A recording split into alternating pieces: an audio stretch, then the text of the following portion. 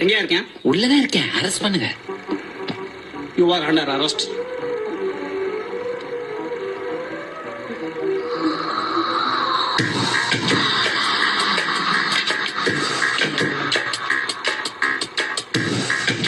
நல்லா இருக்கா? நல்லா இருக்கு.